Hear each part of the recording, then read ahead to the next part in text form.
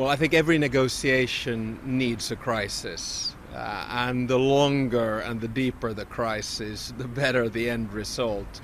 It's like any type of a negotiation, you need to show the other side that you've given everything that you got, and then at the end of the day you find a result. But usually these things have a tendency to take a while, so I wouldn't bank on getting a deal this week.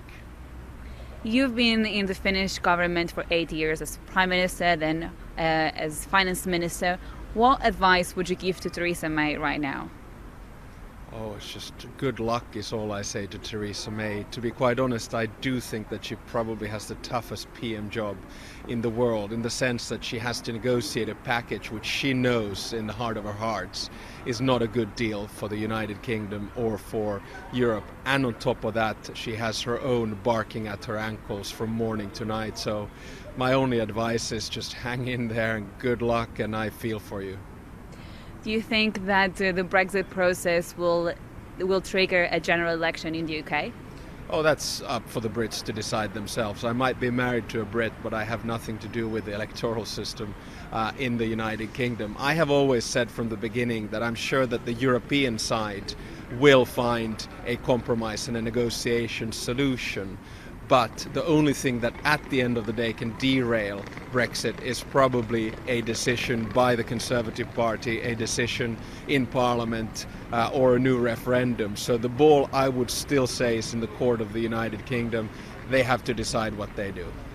And how relevant will Brexit continue to be to European policy making even after the transition period?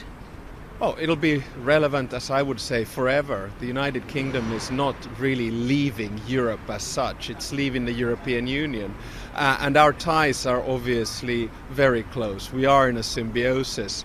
What makes this so paradoxical, as I've said before, that being against the European Union or leaving the European Union is a little bit like leaving internet or being against the internet. It's much better to try to influence the content of it than to say outright no. But that's a decision the UK has taken, and now we try to live with it as close with the UK as possible.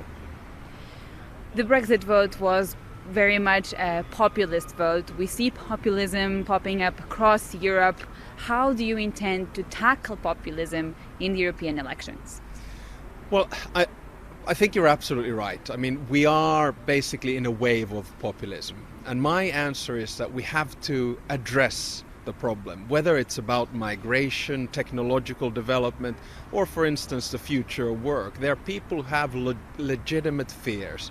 They fear globalization, they fear about their future. And if we don't address that, then you're going to have a whole bunch of cheap solution populism popping up left and right around Europe. We've seen it already in the past 5-6 years, and we'll continue to see it. So if we don't address these huge issues of technology, say climate change and jobs, then unfortunately we're going to see more of it. Where do you think is there the highest risk for a populist uprising in Europe right now? Well, I think everywhere. I mean, this is a collective issue for all of us to deal with, the ones who are looking for mainstream, moderate, sensible politics. There are a whole bunch of people who, as I said, legitimately feel left out. And if we don't do that, if we don't deal with it, then we'll start seeing populism coming a little bit everywhere. Just going back to Brexit, just one more time, what happens in case Theresa May does not get the deal, the withdrawal agreement, approved in the UK Parliament? I'm just a humble candidate for the President of the European Commission, and I would want to give that big conditional to the UK itself. It is not up for me to give advice what will happen if Theresa May doesn't get it through Parliament. It's up to the UK parliamentarism and the British people. So what's the best case scenario in this process?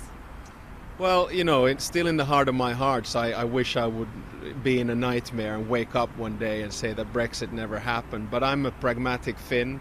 The best case scenario at the end of the day is a slow transition towards Brexit, probably long transition periods, and then at the end of the day, a future relationship between the United Kingdom and the European Union, which is as close, as strategic, and as friendly as possible.